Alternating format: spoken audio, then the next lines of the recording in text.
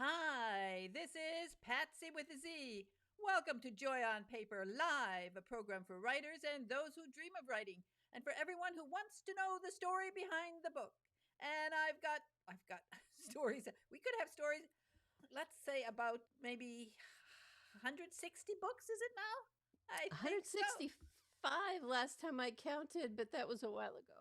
So here's Angela Hunt. My goodness, 165 books.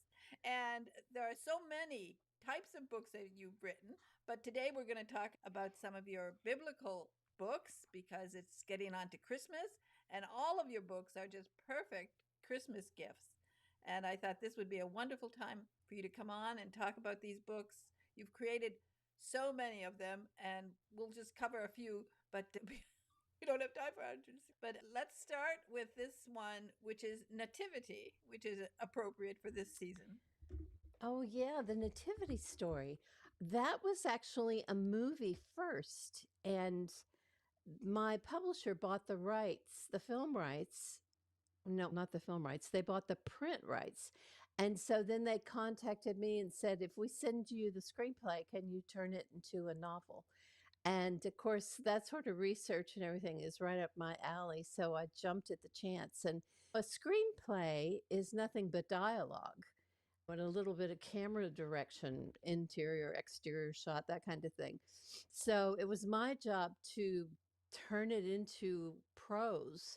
And then I had to supply a lot of the background. A movie only has, so much just seen, and then the viewer follows it. But in a book, people always want to know the backstory about this character or how this came to be. So I had to do that research. And I also discovered this, what I thought was a wonderful storyline that was in the screenplay, but it got cut out of the movie for time considerations. So I put it back in this book, The Nativity Story, the novel. And I added it back in, and I thought it added a lot. It takes a lot of work to do the vice versa. Now, I have taken, when I was in Hollywood, I was given books to write a screenplay for. And Uh-huh. that's a matter of just cutting most of it out and leaving, Right. leaving Uh-huh. the dialogue or rewriting dialogue because often the dialogue in the book isn't appropriate for the film because film dialogue is a little bit different. It has to move the story along. But taking a sort of a raw script and then turning it into a book, this is a lot of work. It's the stuff I love to do, and it was easy because it had already been plotted, so That's all I it. had to do was do the description, the settings, and the backstory, and verify all of the research too, as well. And I added a few things at the end. I think the movie ends with Jesus's birth, but I went and included Mary's purification ceremony, which was 40 days later, and the wise men arrival, which was after the birth, of course. So I gave some time in there and then wrote them in as well. I really loved working on that project. You've added a lot of depth to the film. Now, of course, tell people a little bit about your background, your religious studies, and what you've done, why somebody would select you to write this script. Ah, wow. I am a writer who is a Christian, and that doesn't mean everything I write is specifically for Christians. But my worldview, of course, comes through in my writing. And I have a master's in theology, and then I went back to school and got a THD, that's a doctorate of theology, and a doctorate in biblical studies. And I really found that doing the coursework was not much more difficult than doing all the research that I have to do on my novels anyway. So to me, it was just like writing another paper, writing another project, which I do all the time. But I love the research, and I'm a big believer in not only knowing what we believe, but why we believe it. And I'm fascinated with the Jewish people. I love them, cherish them because they are the apple of God's eye. And I'm worshiping now at a Messianic synagogue, which brings a lot of my biblical history as a Christian to life and has really opened my eyes to lots of things that I never really understood the reasons for. Let's have a look at some of the series that you have done and with all of your biblical studies. So Tell us about these 4 series. All right, let me put my glasses on here. Let's do it in chronological order, and that would mean the Dangerous Beauty series was first. My agent and I were talking once, and I said, in the Bible, in biblical days, and maybe today too, being beautiful was not necessarily a blessing. It could be quite dangerous. For instance, Esther, as a child, they present that story to us as Esther was the most beautiful girl, and the king chose her in like a beauty pageant and made her his queen. And that is not at all what happened. They did do a search for beautiful women, but she was forcibly taken from her home and put in the king's harem, where she had to spend over a year being coddled and cosseted and perfumed and learning to dance and all that sort of thing. And then she was became the queen. So it was not an easy life, but God certainly had a purpose for her. And so that series is Esther, Bathsheba, who was taken by King David because she was beautiful, and Delilah, who was, how do we describe it? The Bible paints her as a very bad girl, but when I approached that book, I thought, okay, what made her this bad girl who turned on and turned in Samson to the Philistines? And so I wrote her story that way. And then moving forward, I moved into the that 400-year period between the Old Testament and the New Testament, the intertestamental period. And I wrote Ah, the Silent Years series. And so that covers Cleopatra, the Maccabees. Oh, there's another. What's the third one? It leads up. The last one is the story of King Herod the Great and how he came to be king. There's another one. What is it? Anyway, There's 4 of them. So that it'll was the come to silent me. years. And then after that? Oh, and then I moved straight into the New Testament with the Jerusalem Road series. And that features people who knew Jesus as he was doing his ministry on earth. So scripture tells us that he had brothers and sisters. And so they were not believers until after the resurrection. So I wrote about them. And the first book is Daughter of Cana, which it centers around the wedding at Cana when Jesus actually began his earthly ministry, and just covers those 4 periods and has to do with the people who moved in Jesus's world and what they thought of his ministry. And then after I completed that, I moved into the Emissaries series, which focuses not on the Jews, but on the Gentiles and the people who came to faith in Yeshua through Paul's ministry. There are 3 of those books, and the final one releases this coming March. And is that the Sisters of Corinth? Yes, That the Sisters of Corinth is the second one. The first one is called The Woman from Lydia, and the third one is Daughter of Rome. And all the characters, not all the characters, but the key characters from the first and second book actually appear in the third book. And that's the first time I've ever done that. The books, they all stand alone, but I do bring back the people from the first and second books just because all roads lead to Rome, as they say. So they did. and look at all these beautiful covers. They are quite amazing. They are really beautiful lined up like that, aren't they? They are absolutely gorgeous.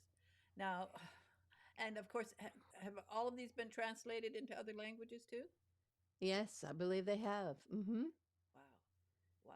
This is I think you're really truly amazing. The work that you've done, the all of the I don't know how anybody writes so much, but it is quite amazing. And you've been having so much fun with this. So tell us when you started, what was your first religious book?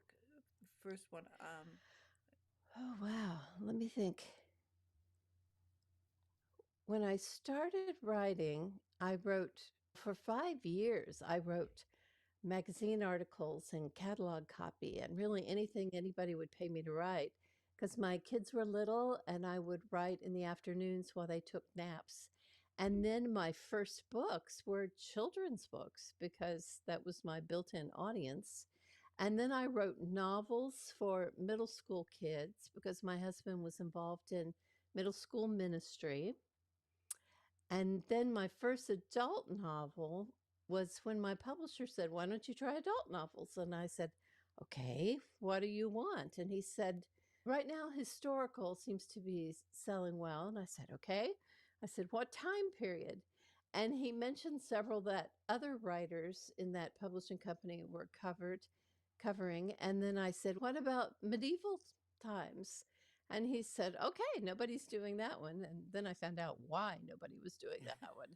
It's not for nothing that they were called the Dark Ages. But so my first Christian fiction it's called The Tane Chronicles, or they've been republished, and right now they're called The Knights Chronicles, as in Knight. So it's all about medieval times and lords and ladies, and they can be pretty dark because it really was a dark time back then. Which of your books became the first New York Times bestseller? My New York Times bestsellers were books that I wrote for famous people. I'm not sure Nativity Story was one, but the one that comes immediately to mind was Deanna Favre, wife to Brett Favre, the football player. She wanted to write her story about being a breast cancer survivor. And so my editor sent me an email. By the way, I do not follow football. And so she sent me an email and asked me if I wanted to do it. And she said who Deanna was. And I hollered out to my husband, I said, "Have you ever heard of Brett Favre?" And he laughed and he said, "It's Favre, honey." And of course, everybody's heard of him. And I went, "Oh, okay." Delightful woman and really an amazing story. Oh, that's interesting. So it was how did you find that working with somebody with a true story when you had to sit with her and talk this through? I've actually done several. I did, of course, Deanna's. I did Mandisa. She was on American Idol and made it into the top 10. I wrote her book for her, with her. I've done some others. Honestly, my mind has been going blank. I think it's because I woke up with a cold this morning. But I usually just meet with the folks. We hole up together in a hotel room, or I go to their home, or they come to mine. Oh, now they're all popping into my head. I did Heather Whitestone. You may recall the Deaf Miss America back in 19 late 80s or 90s, I think. She was a ballet dancer. 1987, I think. No, I'm probably wrong. But anyway, I wrote her story, and she actually came and stayed with us in our guest house. And the neighbors were thrilled to think that Miss America was staying next door. But anyway, we just meet together and I jot down their story and then I craft it into a book and then we email bits and pieces back and forth until we're both happy with it and then we send it into the publisher. But to me, crafting somebody's real life story is it's almost like writing a novel because you never write somebody's entire life that would be too unwieldy to handle. But almost everybody has a story that involves a challenge that they had to overcome or something. And so to me, and the same thing in a novel, you have a character who wants something very badly and has to overcome a challenge to get it. So I just craft my real life stories, my as told to stories, exactly as I would plot a novel. And they always come together really nicely. Wow. Now, you've won a lot of other prizes, and just tell us some of them. You've won some very prestigious awards and prizes over the years. The most recent, and maybe the one that means the most, is in 2019, American Christian Fiction Writers, the organization, gave me a Lifetime Achievement Award. And Romantic Times gave me the same thing earlier. And I've won a Christie Award and several Readers Awards. And there used to be a group that gave out an Angel Award for excellence in media. So I've won several of those. And that's it off the top of my head. As I put up on the screen, you sold A lot of books. A lot of books. Were you aware when you hit the million mark, or do you keep count, or how does that work? I never paid much attention, honestly, until one of my agents said, "You need to start keeping a chart and write down how many each book is sold," because they use that as a marketing tool when they go in to sell a new series to another publisher. And so I think I was over a million by that time and was blissfully unaware of it. Wow, wow. But now you're keeping track, so do you, like, every time you hit another million, you you celebrate? No, I just glance at it every now and then so I can tell my publisher to change the bio a little bit.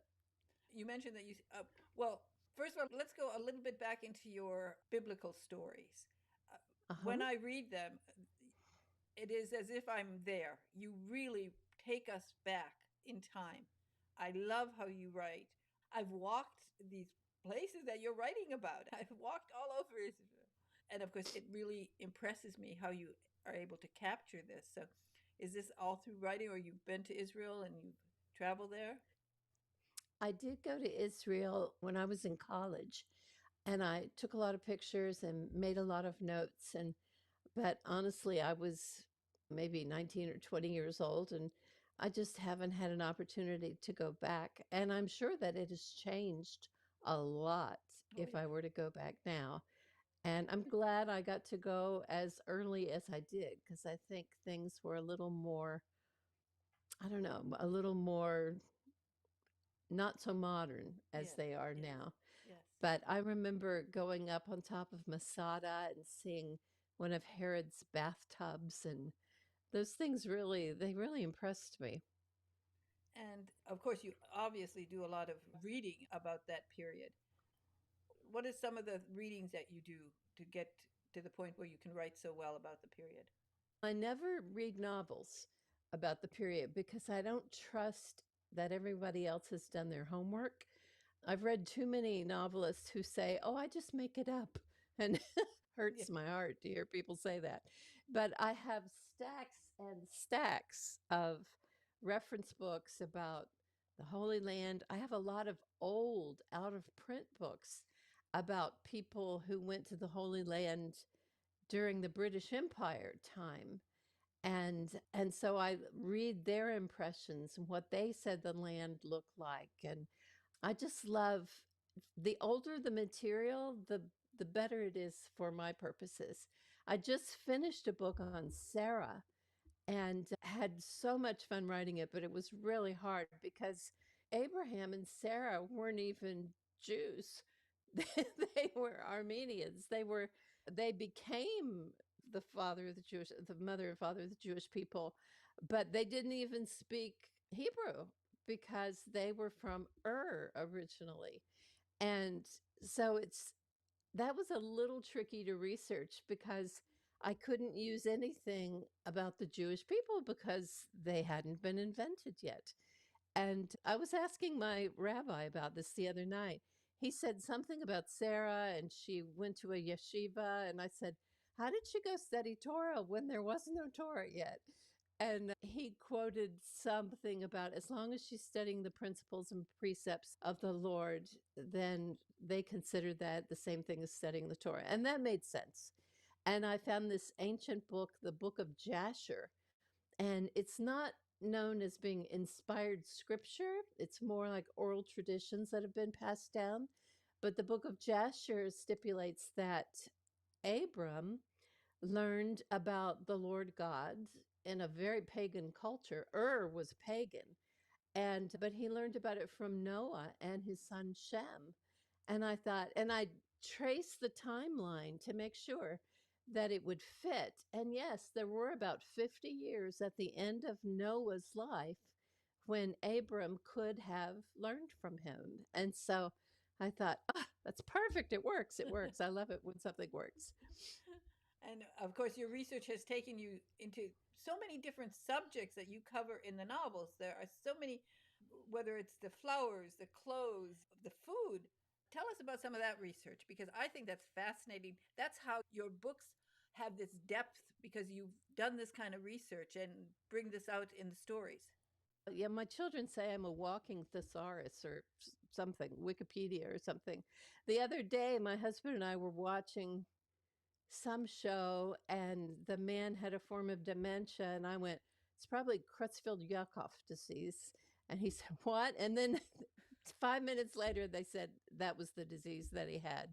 And I said, "They get it from prions. In New Guinea, these people, they were cannibals and they were eating the brains of their ancestors, and it's what gives you the disease." Anyway, I'm no fun to watch movies with, I'm afraid, but because I have to explain everything. But I do love the research, and I've learned a little about a lot of different things. I had a book set in the rainforest canopy and went down and spent a week in the jungle in Brazil. I've written about a lawyer, and I'm not one. And so I had a dear lawyer friend who pored over my manuscript and helped me figure out all the places where they objected or didn't do what they were supposed to do and fixed it all for me so that it's now if somebody who's a lawyer reads it, they won't be screaming in horror. And written some medical books. I wrote years ago a book on breast cancer, not a book on breast cancer, but my character has breast cancer. And then recently I had somebody write me about that book, and she said it has changed a lot now, the treatments. And so I put a foreword in a new edition of that book and said, what my character goes through is likely not what you would go through because treatments have changed so much. And anyway, I think in one sense, being a writer or a novelist is a wonderful way to be all the things you wanted to be as a child, but you only have to play that character for a while and then you can move on to something else. I do love how you include, as I said, all of these elements, and particularly researching into clothes and what people were wearing. What have you discovered about that that really strikes you? I have several books about clothing through the ages, and there is a book. I actually don't use it very often, but about underwear through the ages. And I don't think readers want to read very much about underwear through the ages, but I do try to get the details right. And if I don't know the proper detail, I tend to just not mention it rather than make things up because I do want my details to be correct. But the clothing, it makes such a difference in your story, and it made such a difference in people's lives because think about how women used to be corseted and couldn't breathe, and it's just amazing. But that affected the way they lived because there were so many things you can't do when you can't breathe because you're wearing a corset. Now, for the biblical one, your research obviously takes you to where some of the products that came to one products that came to Israel from other countries, and then things that were made in Israel and were shipped out to other countries. So, what did you Hmm. discover about that? Oh, in The Woman from Lydia, it's about a woman that in the New Testament she's referred to as Lydia, a woman, a seller of purple. And I actually don't think her name was Lydia, but she hailed from the province of Lydia, which was a Roman province. So I think that she's got that nickname in the scripture. But it's about purple and how they made the purple dye. And I've had more readers say, I had no idea where that color came from. And also the Jews, they used that special color blue. I think it was called techelet or something like that in the fringes on their prayer shawls and in some of the high priests' or clothing. And that also came from these snails. And so they would hire in my story, my character, she hires women to go into the shallows and to scrape these snails off rocks. And then you have to crack the snail open and pull out this tiny little gland, very small. And then you put all these little glands from thousands of snails in a bowl, and they have to age and sit out in the sun, and that is where the color comes from. And they say that it was worth like pound per pound, it was the same weight as gold, or maybe it was 10 times more than gold. I don't know, but purple, the dye that makes purple, was extremely expensive. That's why only kings and emperors wore it, because it just cost too much to make. And a lot of effort for a little tiny little piece of a snail that gives you that true color. Of course, today we have all these artificial colors, but back in the day, they only had certain ways to make certain colors, and purple was one of the hardest to create. That's the joy of being a writer. The research that you do takes you down so many paths, and it just expands your mind, and it sometimes it just gives you such a kick. You discover something that you had no idea existed, and nothing that ever occurred to you, and then you discover it, and it's almost magical, isn't it? It really is. It really is. It's a great way to keep your mind young, I think, with this research. So, when, of course, one of the things about you is, and I happen to know because you also have taught writing, because obviously you know how to write. And so I wanted to show you this. I know you have an online writing course, and which is called, I think, Writing Lessons from the Front. And this is Jim Lamb, as Jim Lamb was a student in one of your seminars, and he said it was the best writing seminar he ever attended. Oh, I remembered meeting Jim. That was very sweet of him. Are you now? You still have that available, I think, online, don't you? Yes, it's on my website. There's a link to it right on the front page of my website. So, what can you tell us about just recently? Of course, it was November, and it was National Novel Writing Month, and a lot of Mhm. people were writing. And in my the my viewers here, and also my listeners on the radio program, 11 of them participated, and 9 of them finished. So 9 of them Ah, wrote 50,000 words in a month, which is a lot. You know, it's a good lesson. It's a good thing for people who are have been dreaming about writing but have been doubting themselves. So many people doubt themselves that they can actually sit down in that chair and write. So that is the purpose of this National Novel Writing Month. But of course, they've got a lot to learn yet. One of the funny things that happened this year is about 10 days into November, I got an email, and she said, "Could you send me a list of metaphors I should use?" yeah, that would be a very long list. But I said sometimes people don't know where to start, but the important thing is to start, isn't it? Absolutely. I always compare writing a book to birthing a baby. And I admit the first draft is the hardest part for me.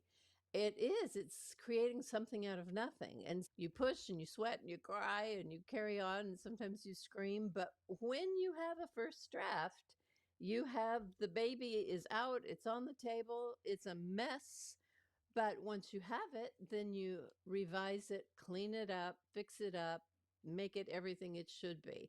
But you've got to have that first draft before you can do anything else. So, what will people learn in your seminar? What do you cover? I cover everything from plotting to characterization to we even talk about how to self publish versus traditional publishing. People want to know, and my goal is always to not leave any question unanswered because I'm happy to answer any question. So people have asked me how much writers make. Is it a feasible way to make a living? All kinds of questions. I also have just started this year a Substack, a newsletter for people who want to be serious writers. And to find it, you just go to angelahunt.substack.com. And if you sign up for the free one, you get it once a month. If you sign up for the paid one, you get it once a week. And every I try to give a lesson, answer a question, introduce some vocabulary words because words are the most basic of our tools, and we have to know words in order to use them well. And I the other day I posted a scene on my Facebook page. I do that every now and then just to get immediate reader reaction. And I had a bunch of people and they said, "I don't know what that word means." And I thought, okay, we really We all need to get dictionaries for Christmas, or we need to be more skilled at picking things up through context. But as a writer, it was Mark Twain. He said, writing is not using the right word, it's using the exact right word, because there's a huge difference between lightning and lightning bug. When I taught English in high school, vocabulary was one of my biggest emphases. And one of my students came back after college and he said, I learned more in your class than I did in all my college English classes. And I went, it was the vocabulary, wasn't it? And he said, yes. But it is. You have to know words in order to be able to use them. That's true. And it's very funny you mentioned that because of course, I always tell people the same thing. And I have this little book here. This is for fourth graders. This is a book from like 1820 for fourth graders. Um, The vocabulary in this book is better than the high school vocabulary today. I'm not surprised. They've I'm dumbed really not. down the vocabulary, and it's really sad. And even for incoming students at Harvard now, they have a remedial reading class. Mm, Remedial, mm. because they can't read. It's mind blowing, but it's partly, I think, that they don't teach people how to read properly. They don't teach phonics. So, Yeah, phonics has gone the way. Yeah. yeah, they were testing them actually. And they had this little test, and they would teach them the word elephant. Okay? The Uh kids huh. could see elephant. Then they forget it for a few days. They come back and they'd show them the word elevator. And every one of those kids would say elephant because Elephant. it had Yeah. L, it's the same length. You understand the importance of books for children and helping them to read. And there's one of your books that I love. You gave it to me, as a matter of fact. This is a fantastic book, and this is a great book. It is. It's so cute. I love it. The Chicken Who Loved Books, and of course there are the chickens. And we'll mention why you have chickens around it, because you keep chickens, and you actually brought a half dozen beautiful eggs to the studio one day for me, all different I colors. remember. And I love that book. And the other day they had the Great American Teach in American Schools. And so I took that book to my grandson's second grade class and we read it. And it's about a little boy who reads books to the chickens every afternoon. But one day he doesn't bring a book, he brings a little handheld electronic game. And of course, the chickens don't like that because they want to hear a story, they want interaction. And so this one little red, the main hen, she figures out that she can talk to him by going, book, book, cock a book. So anyway, I had all the kids in that class clucking with me, book, book, cock a book. And we had so much fun. But then when it was over, I said, why did the little hen not like Henry's game? And the kids got it. They said, because they wanted a story. They wanted to talk to him. I said, absolutely. Your Nana feels the same way. Well, it Talk to is. her. It's a beautiful little book. I love it. It's just adorable, but it is exactly that. That kids need books, and chickens need books.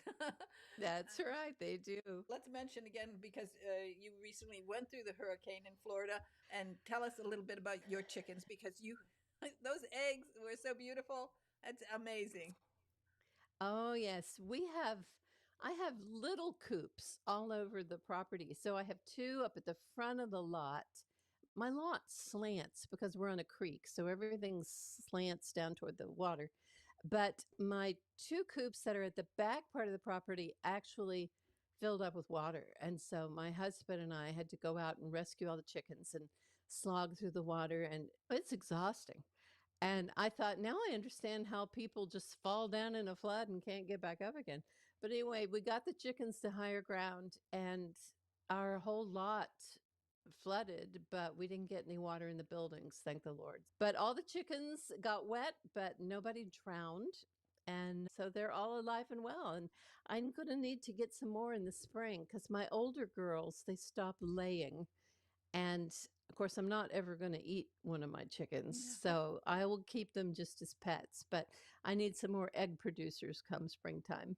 I love chickens because it brings me back to my childhood when this was my job on the farm and going around feeding the chickens. And so I love it.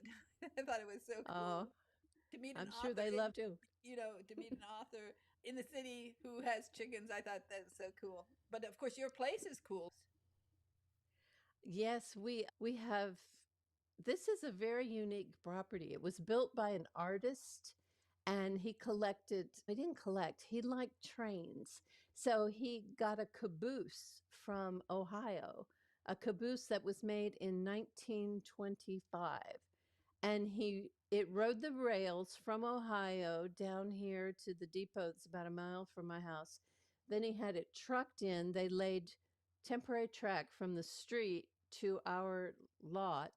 And then this caboose, they rolled it into place and now it's in my front yard. I thought about turning it into a chicken coop, but I thought that probably wouldn't be so good for the caboose. So we didn't do that, but I use it now as a painting studio. Lots of fun things about this property. He carved faces into some of the pillars, and it's very unique. I should give tours. That's right. You should. You should. Of course, you're so busy writing all the time. My goodness. That's the problem. Yeah. That is the problem. And so I wanted to mention one other that you did. Again, this was a book that you did again based on a film. And this is a very popular book, I know. And of course, mention this one too, how you did this one. Oh, yes. They contacted me again. They gave me the screenplay. And it's a fascinating story about what? This is the one that had the storyline that got cut out and I put back in again. It wasn't the Nativity story. The main character is a Roman centurion, and it's set during the crucifixion of Christ. And so when the body disappears from the tomb, he is charged with finding the body so they can prove once and for all that Jesus did not rise from the dead as he predicted he would. And so in the screenplay, he was having an affair with this young Jewish widow, and she got cut because of time constraints in the movie. But I thought it was just so unique and special, and it really humanized this Roman centurion. So I put it back in. But it's a very powerful story. I loved working on it. It is. It's a great book, and of course, very popular at Easter time. Angela, you are an amazing author. It's humbling to talk to anybody who's written so many books. But you're terrific. All of the books are great. People can go to your website, and it's Angela Hunt Books, right? Yes, Yeah, it is. Angela Hunt Books, and they can go there. And you have some free things that you also offer, in addition that they can find out about your seminar. They can find out about all of that. But what you also offer some free little things for people. What is that?